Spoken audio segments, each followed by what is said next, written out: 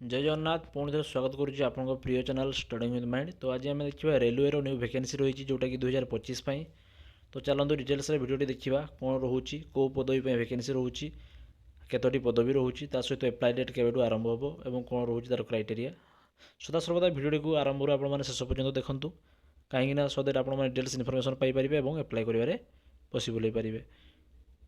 तो ये आम भिडियो स्टार्ट करवा। एवं रेलवे बहुत गुड़े 2025 को पोस्ट बाहर आपने पढ़ापढ़ी आप जारी रखुँ कहीं से न्यूज देखुली किसी दिन पूर्व आपने भी देखिथे। तो रोचे government of India ministry of railway तरफ जोटा कि रोचे आपंकर सेंट्रलाइज एम्प्लॉयमेंट नोटिस कौन रोचे ना recruitment for the various post of ministry and isolated categories application are invited for the eligible candidate to have the various post जमी बहुत गुड़े पोस्ट रोचे आपंकर।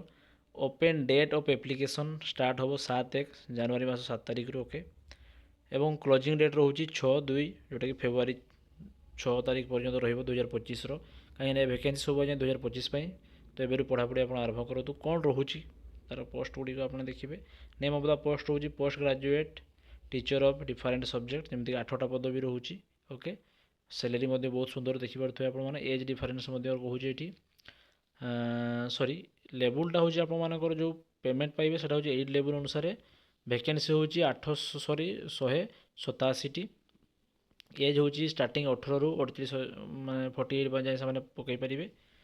देन हूँ नेक्स्ट रही इकोनॉमिक टीचर रही ट्रेनिंग जो ट्रेनर तो तार सेमती 18 एज रू 38 पर्यटन रोचे 3टी पोस्ट रोचे। Then trained graduate teacher okay TGT जोटा कि रोचे तार रोचे 338 पदवी। चीफ लॉ असिस्टेंट तार पदवी रोचे 54टी ओके। ये जूनियर टीचर रोचे सीनियर पब्लिक इन्स्पेक्टर रोचे लाइब्रेरियन रोचे म्यूजिक टीचर रोचे female law primary railway teacher रोचे डिफरेंट पोस्ट गुड़ाक रही टोटाल आपंकर 1036टी पोस्ट रोचे ओके।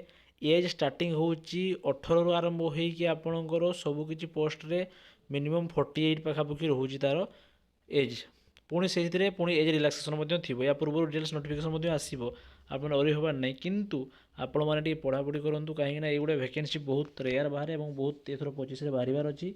तो एमती किसी नुआ नुआ इनफर्मेशन पाइबा आम सहित जोड़ी रुहतु किसी इनक्वारी आमको गणमाध्यम जनातु। धन्यवाद। जय जगन्नाथ।